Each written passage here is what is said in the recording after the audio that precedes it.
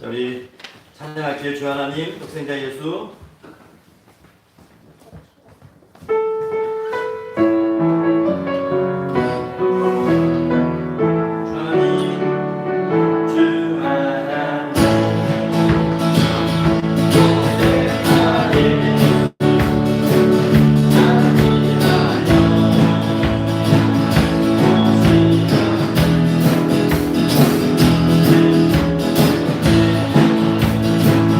용서하시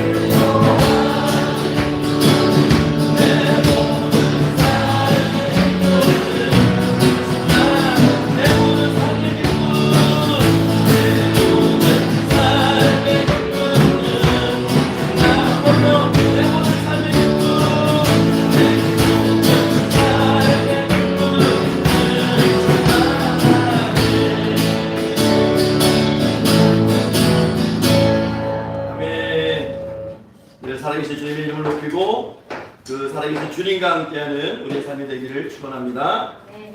이 시간에 우리 같이 보혈을 지나 찬양하시고 주의 이름을 부르고 또 오후에 이 오후 시간에도 주실 그 은혜를 바라보면서 감사하기도 기도하겠습니다.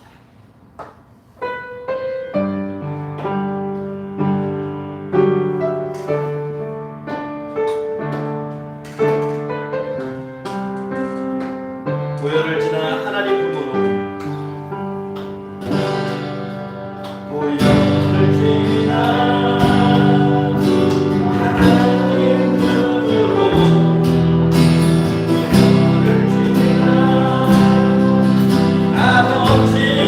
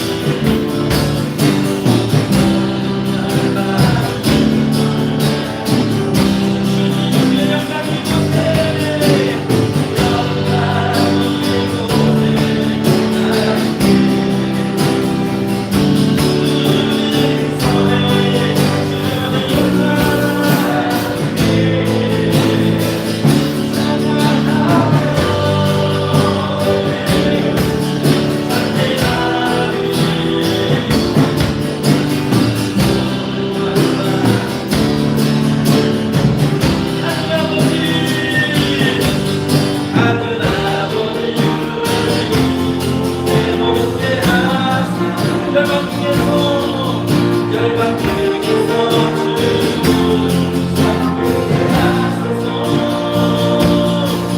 모든 날 일어나 찬양 부르며 영광의 이름을 보게 하소서.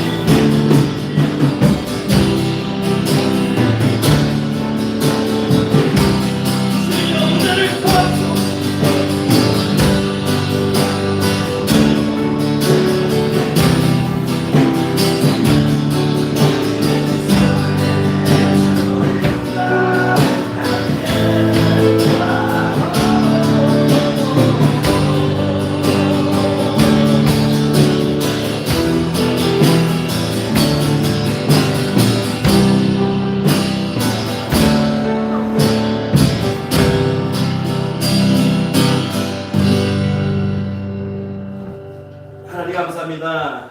주의 날 하나님의 이 시간도 하나님 앞에 나오게 하시고 그늘을 바라보고 계신 감사합니다.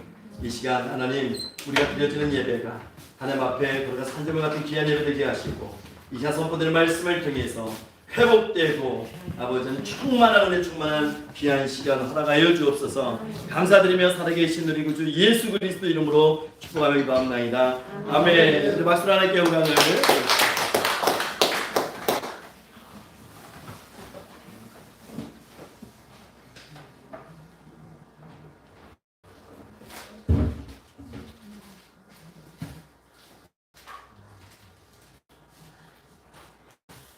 우리가 정말 코로나 때문에 정말 간만에 오랜만에 우리가 오후 예배에 서는 것 같아요. 우리가 그동안 이제 예수 그리스도의 죽으심까지 우리가 같이 살펴보고 마쳤었는데 오늘은 7번째 시간 예수 그리스도의 부활입니다.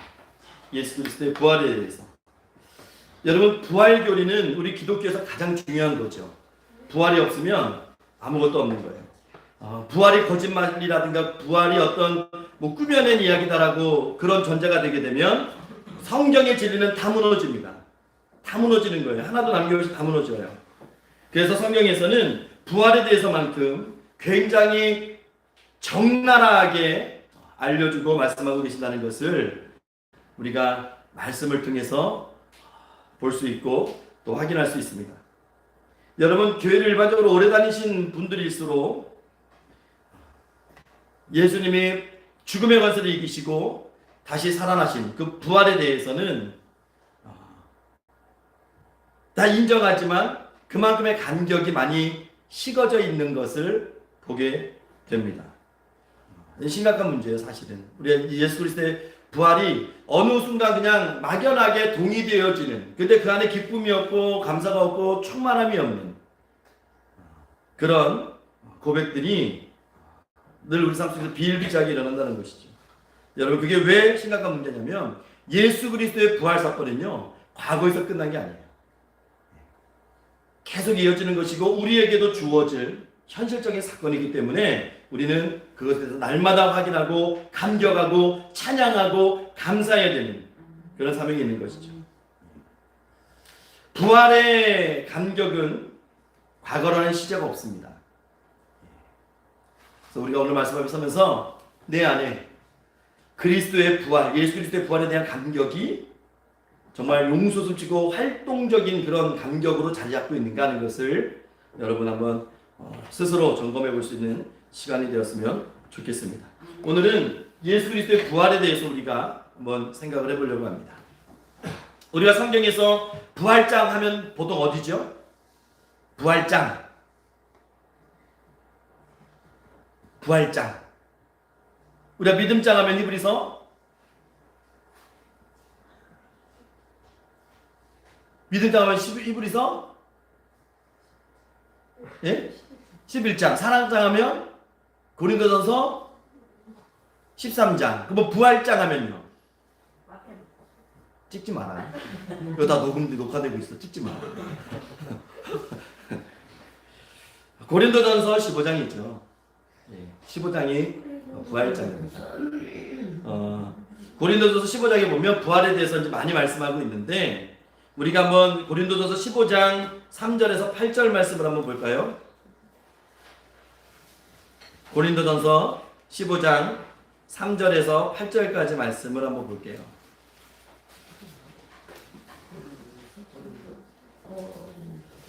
고린도전서 15장 3절에서 8절까지 말씀을 보겠습니다.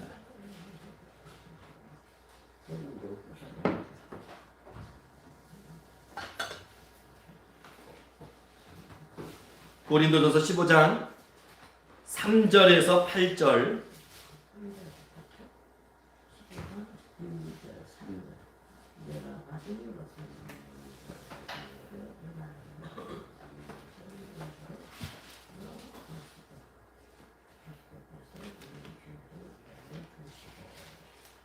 자, 우리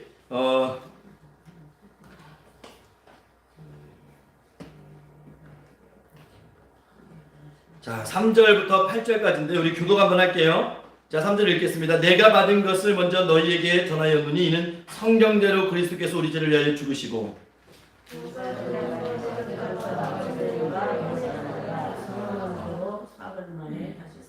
게바에게 보이시고 후에 12 제자에게와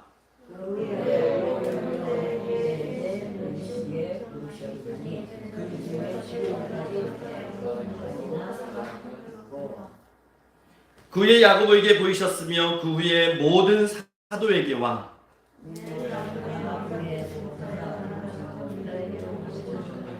아멘. 우리가 고린도전서 15장 3절에서 8절을 보면요, 예수님의 부활 사건이 많은 세상의 증인들을 확보하고 있다는 거예요. 그냥 12제자가 자기네들끼리 모여가지고 야 예수님 부활하셨다고 끝나는 것이 아니고 지금 이 부활 사건에 대해서 이것은 실제적으로 있어졌다는 것을 증명하고 있는 것이죠.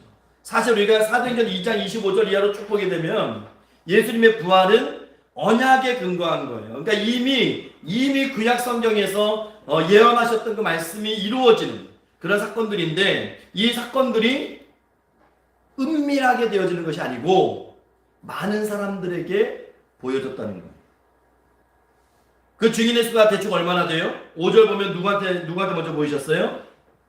게바와 12제자들. 게바, 베드로와 12제자들. 그리고 6절에 보면 뭐라고 돼 있어요? 500여 형제. 굉장히 충격적이죠. 500여 형제에게 보여줬습니다. 자, 7절에 볼까요? 7절에 누구예요? 야고보, 또 모든 사도. 8절에 바울이죠.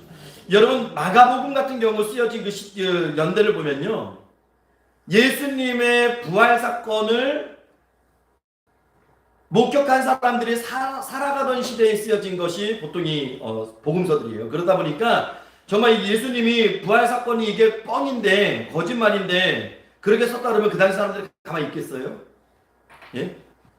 그 당시에 복음서가 기록될 때 그 사람들이, 마가복음 기록될 때 그 사람들이 얘기를 못하는 이유가 뭐예요? 증명되어진 사건이기 때문에 그래요. 근데 우리가 이렇게 생각할 수 있어요. 야, 예수님이 부활하신 거를 목격했음에도 불구하고 안 믿냐? 어떻게 그걸 안 믿을 수가 있지? 여러분이 그렇게 상상할 수 있는데요, 본다고 믿어지는 건 아니에요. 여러분, 믿음이요, 꼭 눈으로 확인된다고 믿어지는 거 아닙니다.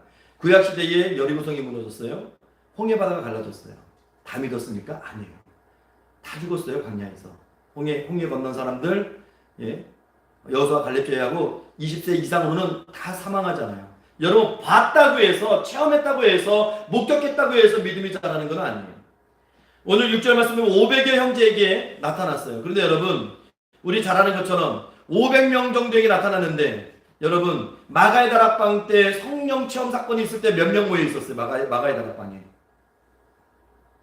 예수님의 그 약속을 기다리고 성령이 오시기를 기다리고 모였던 사람이 몇 명이에요? 마가의 다락방에?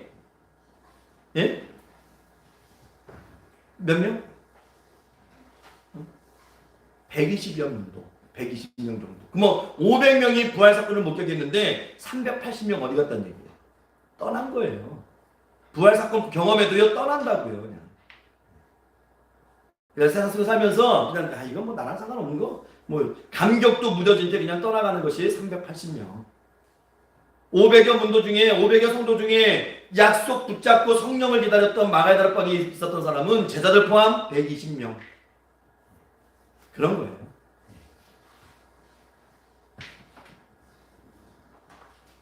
그런데 오늘 성경에 보면요, 자, 보세요. 5절에 게바와 12제자들에게 나타납니다. 6절에 500여 형제들에게 나타납니다.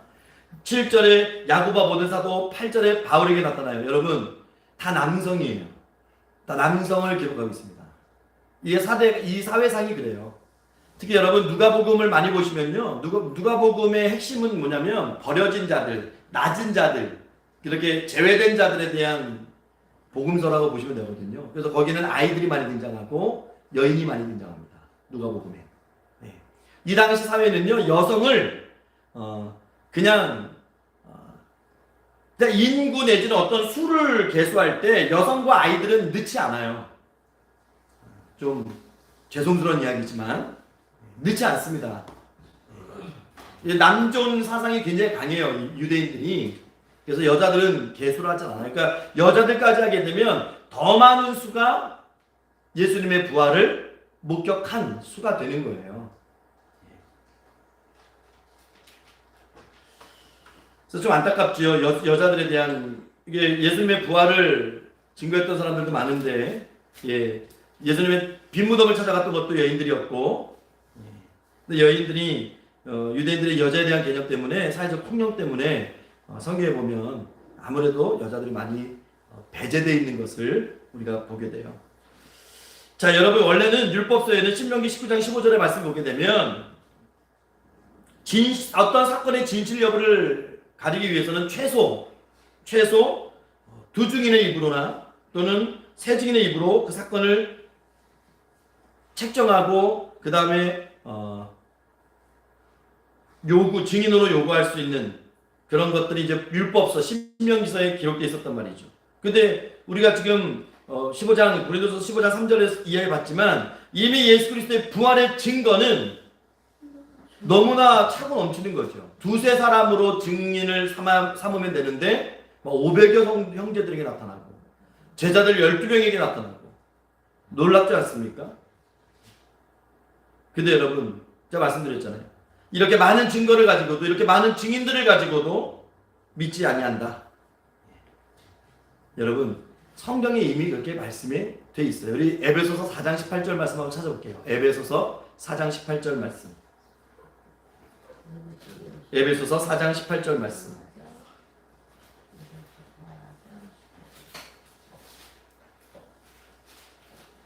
에베소서 4장 18절 말씀을 우리 한번 읽어보겠습니다.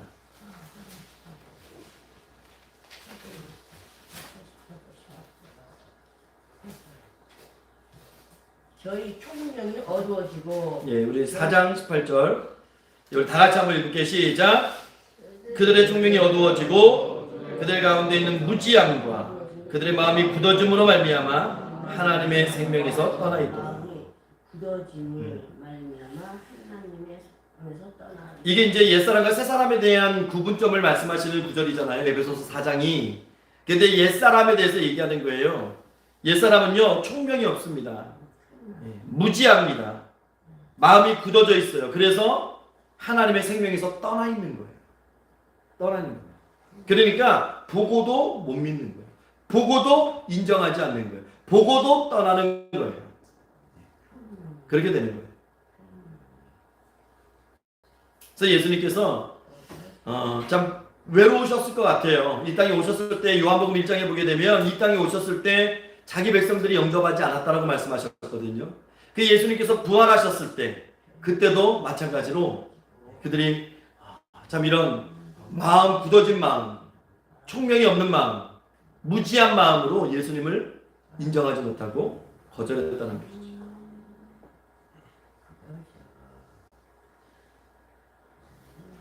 여러분 예수님이 부활하신 다음에 제자들을 찾아오십니다. 제자들을 찾아오신 목적이 있어요. 이제 제자들을 찾아오신 이유가 있다고 예수님께서. 우리 마가복음 16장 14절을 한번 찾아서 읽어볼게요. 마가복음 16장 14절을 찾아서 읽어보겠습니다.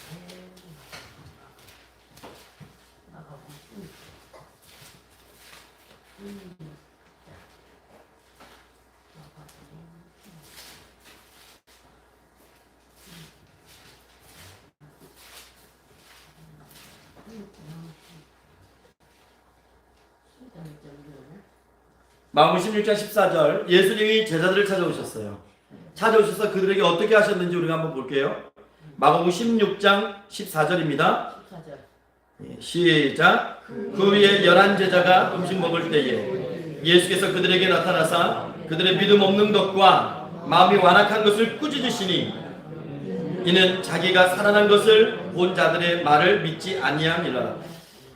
여러분 제자들도요 예수님이 부활하신 사건을 믿지 못했어요. 믿지 못하지요. 상식적으로 어떻게 믿어요? 죽었던 사람이 살아났다고 얘기하는데 그걸 어떻게 믿어요, 여러분? 제자들도 믿지 않았어요. 그 얘기를 듣고 나서 무슨 말도 안 되는 소리야. 그런데 예수님은 제자들에게 나타나서 그들을 책망하시는데 뭐라고 책망하시냐면 부활 사건을 믿지 못하는 그들에게 믿음이 없는 것과 마음이 완악한 것을 꾸짖었다고 했어요. 믿음이 없고. 왜냐하면 왜 이런 말씀하셨냐면 여러분 세상 사람들은 부활을 인정하지 않습니다.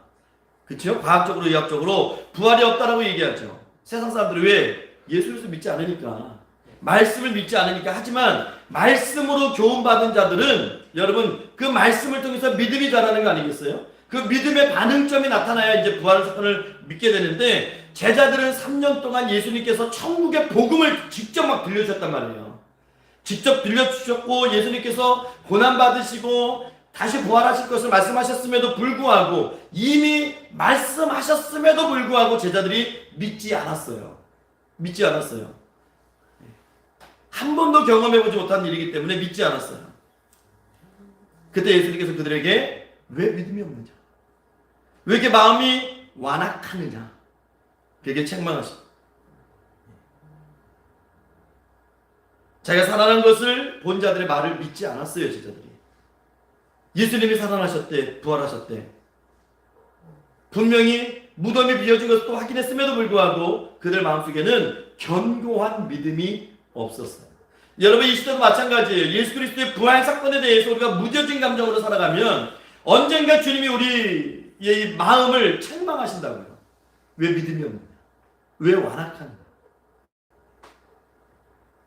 완성된 계시의 말씀에 부활이 분명히 언급되어 있음에도 불구하고 왜 믿지 못하느냐 말씀하십니다.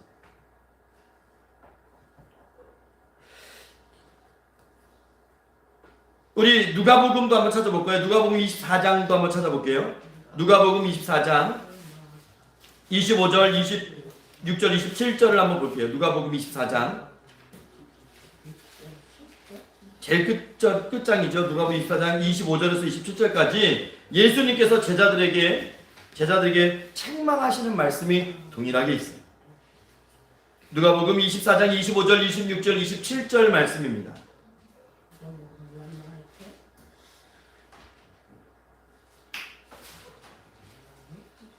24장, 누가복음 24장 25절, 26절, 27절 말씀입니다.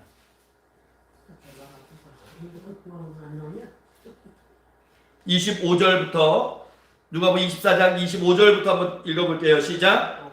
이르시되 미련하고 선지자들이 말한 모든 것을 마음에 더디 믿는 자들이여. 26절. 그리스도가 이런 고난을 받고 자기의 영광에 들어가야 할 것이 아니냐 하시고. 27절. 이에 모세와 모든 선지자의 글로 시작하여 모든 성경에 쓴 바 자기에 관한 것을 자세히 설명하십니다.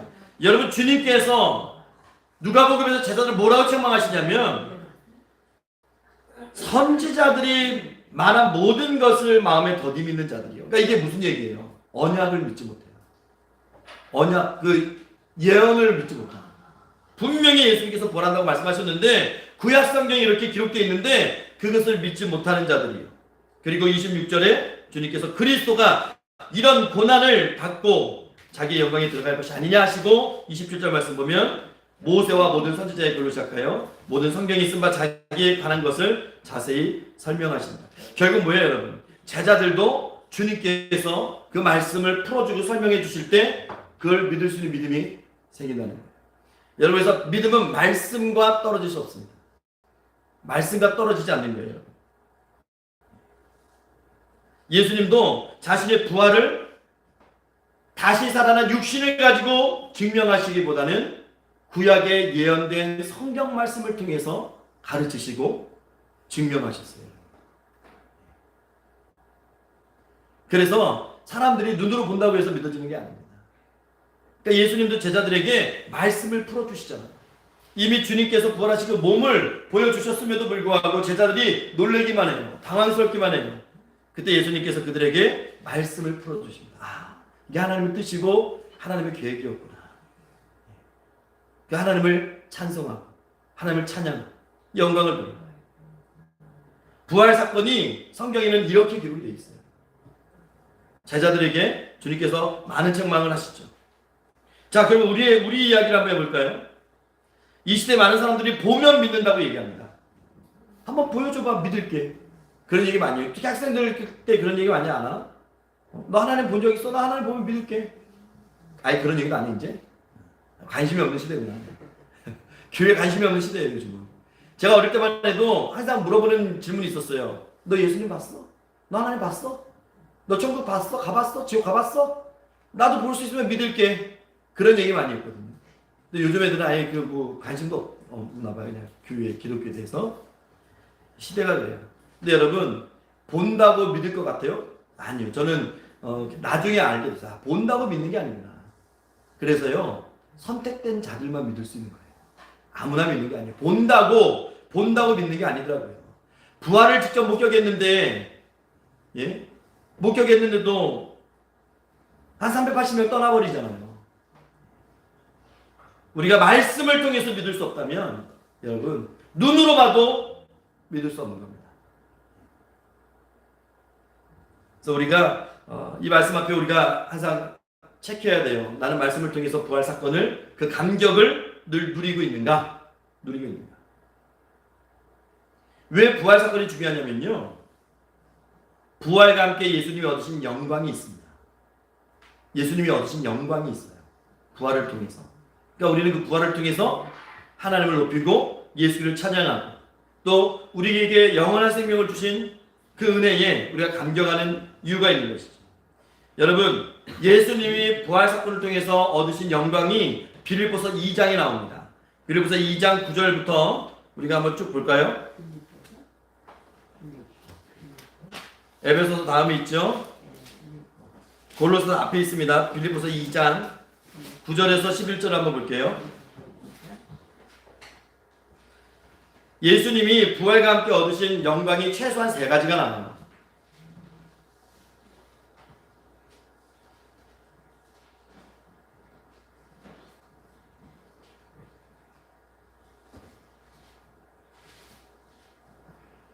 이제 우리가 두 가지를 살펴볼 건데요. 예수님이 부활을 통해서 얻으신 영광이 있고 그 부활을 통해서 우리에게 주신 축복이 있어요. 이 두 가지를 우리가 한번 살펴볼 거예요. 자, 빌립보서 2장 9절에서 11절이죠. 9절을 읽을게요. 시작. 이러므로 하나님이 그를 지극히 높여 모든 이름 위에 뛰어난 이름을 주사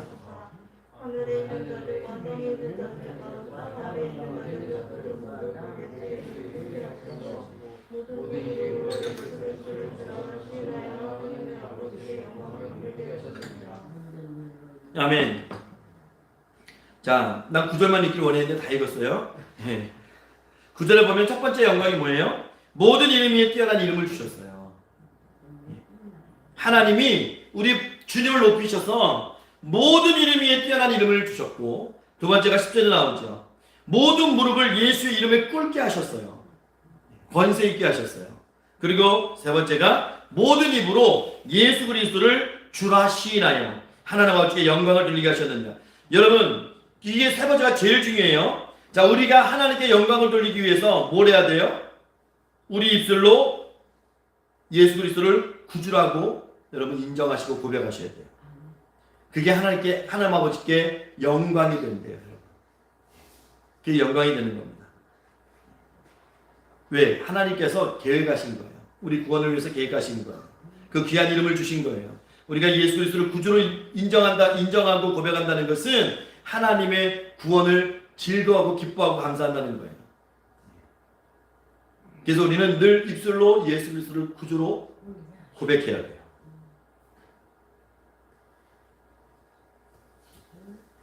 여러분, 우리의 삶은 어때요? 늘 예수 그리스도를 구주로 영접하셔요? 그런 고백을 하세요? 하루에 몇 번이나 고백할까요? 제가 지금 우리 그 학생들 학습문답 교리 공부하면서 그 얘기를 했거든요. 아침마다 일어나서 얼마나 외모에 관심 많을 때예요, 지금? 중학교, 고등학교 때 머리 막 이렇게 날린 머리카락 하나도 막 이렇게 잡아 끄리고 막 그럴 나이인데, 그러고 나서 그러기 이전에 꼭 자기 영혼을 축복하고 살아나고 예수 그리스도의 이름을 가지고 자기 영혼을 축복하고, 그 과정이 정말 귀중한 거거든요. 여러분, 우리 삶 가운데 우리가 하나님께 영광을 돌리기 위해서는 먼저 예수 그리스도를 주로 영접하고 고백해야 됩니다. 여러분, 고백하십시오. 근데 우리가 이 고백이라는 것이 우리가 한 번 해놓고 나면 정말 안 해요. 그렇지 않아요? 뭐 몇 년 동안 고백 안 할 때도 있는 것 같아요. 예수님에 대한 고백. 주님 사랑합니다. 주님 나의 구주십니다. 그런 고백이, 기쁨에 찬 고백이 매일 우리 삶 가운데 막 계속 생각도 나와야 되는데 너무나 간헐적으로 나타나고 있고, 너무나 그 고백에 인색한 것이 아닌가. 그 고백에 인색하다는 것은 하나님의 구원에 대한 감사가 인색하다는 거예요. 늘 고백하시기 바랍니다. 예수님의 부활이 예수님의 얻으신 영광도 있지만 우리에게 가져다 축복이 있어요. 우리에게 가져다 축복. 그게 이제 성경에 몇 군데에 나와 있는데, 먼저 우리 세 군데만 찾아보고 시간이 아직 있으니까 우리 같이 찾아볼게요. 로마서 4장 25절을 볼게요. 로마서 4장 25절. 어렵지 않죠? 로마서 찾기는 사도행전 다음에 있습니다. 로마서 4장 25절.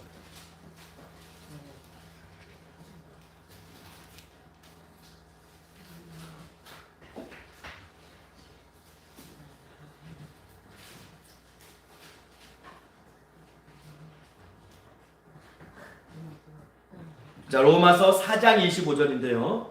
여기 보면 예수님의 부활이 우리에게 가져다 축복이 기록되어 있어요. 로마서 4장 25절. 로마서 4장 25절. 신약성경 245페이지. 로마서 4장 25절 다 같이 한번 읽어볼게요. 시작. 예수는 우리가 범죄한 것 때문에 내줌이 되고 또한 우리를 의롭다 하시기 위하여 살아나셨느니라. 예수님이 왜 십자가에 죽으셨어요? 우리 범죄예요. 여기 분명히 썼죠. 우리가 범죄한 것 때문에, 우리가 죄진 것 때문에 예수님이 내줌이 되신 거고, 자, 그러면 부활하신 거는 뭐예요? 왜? 우리를 의롭다 하시기 위해서. 여러분, 우리가 예수 그리스도를 구주로 영접하고 부활하신 주님을 고백할 때, 여러분, 우리가 의롭다 함을 받습니다. 의롭다 함을 받아요. 성경에 써 있잖아요. 또한 우리를 의롭다 하시기 위하여 살아나셨느니라. 여러분, 우리가 의롭지 못하면 천국에 못 가요. 그래서 우리가 죄인 되느니라고 얘기하는 거죠. 우리 죄인이에요. 죄인인데 의롭다고 칭해 주시는 거예요. 우리 그 나라 들어갈 자격이 없는데 그냥 그걸로 인정해 주시는 거예요. 그래서 은혜라고 우리가 얘기하는 거예요. 우리를 의롭다 하시기 위해서 우리에게 그런 축복이 주어진 거예요. 예수 그리스도의 부활 사건을 통해서. 자, 고린도전서 15장으로 다시 한번 가볼게요. 부활장으로. 고린도전서 15장 20절 21절로 가볼게요. 부활장으로 갑니다. 15장 20절 21절.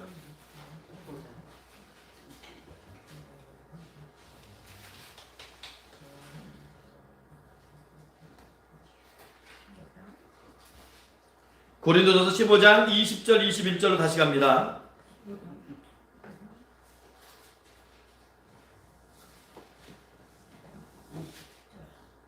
우리 한번 크게 읽어볼게요. 고린도전서 15장 20절 21절 시작. 그러나 이제 그리스도께서 죽은 자 가운데서 다시 살아나사 잠자는 자들의 첫 열매가 되셨도다. 사망이 한 사람으로 말미암았으니 죽은 자의 부활도 한 사람으로 말미암는다. 아멘. 첫 열매가 되셨다고 선포하고 있는 거예요. 첫 열매가 열렸을 때 열매가 열리는 겁니다. 계속. 그게 우리가 되는 거예요. 그 후속 열매들이. 예? 부활의 기쁨을 주시는 거예요. 21절을 보면 죽은 자의 부활도 한 사람으로 말미암는다는 거예요. 사망이 한 사람 때문에 시작됐어요. 누구 때문에? 사망이 누구 때문에 시작됐어요? 한 사람. 응? 누구 때문에? 당당하게, 자신감 있게. 누구 때문에? 응? 너 너무 당당했어. 자, 사망이 누구 때문에 들어왔어요? 한 사람. 그 한 사람 누구예요? 아담 때문에 사망이 들어왔잖아요. 그런데 이제는 죽은 자의 부활은 누구 때문에 시작돼요? 죽은 자의 부활? 그것도 한 사람이에요. 누구? 예수 그리스도.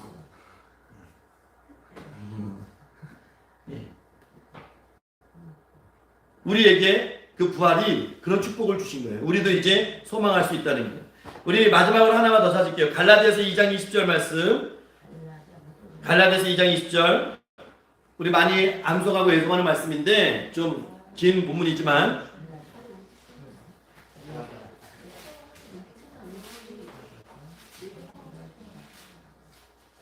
갈라디아서 2장 20절 말씀. 갈라디아서 2장 20절 말씀. 2장 20절.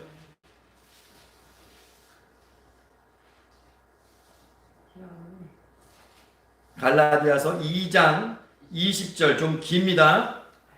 우리 한번 읽어볼까요? 외울 수 있는 분들은 외워서 암송하시면 참 좋을 것 같아요.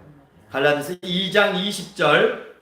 갈라디아서 2장 20절 시작. 내가 그리스도와 함께 십자가에 못 박혔나니 그러즉 이제는 내가 사는 것이 아니요 오직 내 안에 그리스도께서 사시는 것이라. 이제 내가 육체 가운데 사는 것은 나를 사랑하사 나를 위하여 자기 자신을 버리신 하나님의 아들을 믿는 믿음 안에서 사는 것이라. 아멘. 여러분, 우리가 믿음 안에서 살 수 있는 길을 열어주셨어요. 주님께서. 누구나 이제는 천국을 소망할 수 있고 누구나 하나님 아버지를 아바 아버지라고 부를 수 있는 그 영광의 길을 열어주셨어요. 우리가 찾아보진 않았지만 요한복음 16장 22절 말씀에도 보면 예수님은 다시 살아난 자신을 제자들이 보는 날에 아무도 빼앗아갈 수 없는 큰 기쁨을 주실 거라고 말씀하셨거든요. 그 기쁨이 있을 거라고 말씀하셨어요. 여러분, 나를 사랑하사 나를 위하여 자기 몸을 버리신 예수 그리스도가 다시 살아나셨다. 그 기쁨이죠. 그분이 살아나시는데 여러분 사도 바울은 뭐라고 고백하냐면 그냥 하나님의 아들이신 예수가 살아나셨다가 아니고 나를 사랑하사 나를 위하여 자기 몸을 버리신 그분이 살아나셨다는 거예요. 나를 위해서 자기 몸을 버리신 그분이 살아나셨다는 거예요. 그러니 그 부활의 기쁨이 이 사도 바울에게는 남의 기쁨이 아니었어요. 자신의 기쁨이 넘치는 거예요. 여러분 이런 기쁨이 부활의 기쁨이 동일하게 저와 여러분 안에 있어야 돼요. 그래야 내 기쁨이 되는 거예요. 내 기쁨이. 사도 바울은 이 기쁨 때문에 죽으면 죽으려고 하는 거예요. 이 기쁨 때문에. 여러분 이 기쁨을 회복하시고 소유하시기 바랍니다. 나를 사랑하사 나를 위해 자기 몸을 버리신 자기 자신을 버리신 그 예수 그리스도의 사랑 여러분 그것을 여러분 꼭 회복하시기 바랍니다. 여러분 오카노 목사님께서 살아생전 이런 말씀하셨어요. 예수님께서 나사로를 살리실 때 죽은 나사로를 돌무덤에 이미 안치된 나사로를 썩어서 냄새가 나는 나사로를 살리실 때 예수님이 나사로야 나오라 외쳤을 때 나사로 나왔지요. 하지만 돌문은 옮겨놔야 된다는 거예요. 우리가 돌문을 옮겨놔야 돼요. 예수님은 나사로를 살리기 앞서서 이 무덤을 막은 돌을 옮겨 놓으라고 명령하셨거든요. 그것까지 예수님이 다 밀어내시고 예수님이 부르시진 않으셨어요. 여러분 왜 그랬을까요? 나사로를 살리는 건 하나님의 능력이에요. 주님의 능력이에요. 하나님만이 하실 수 있는 일이지만 그 입구 돌문을 옮기는 것은 내가 할 수 있는 일이에요. 여러분, 내가 할 수 있는 일은 하셔야 돼요. 막 몸부림치셔야 되는 거예요. 그걸 공로라고 우리가 얘기하지 않습니다. 몸부림치셔야 되는 거예요. 그 은혜를 위해서. 지금 내 믿음의 이 마음을 가로막고 있는 돌이 무엇인지, 불신앙인지 아니면 게으름인지, 무엇이 내 입구를 막고 있는 이 돌인지, 이게 막혀 있으면요 주님이 나사로야 나오라 그 음성을 들을 수가 없는 거죠. 내 마음에 믿음의 문을 가로막고 있는 돌문을 옮기셔야 돼요. 아멘. 그래야 죽은 자가 부활하는 생명을 체험하게 되는 거죠. 아멘.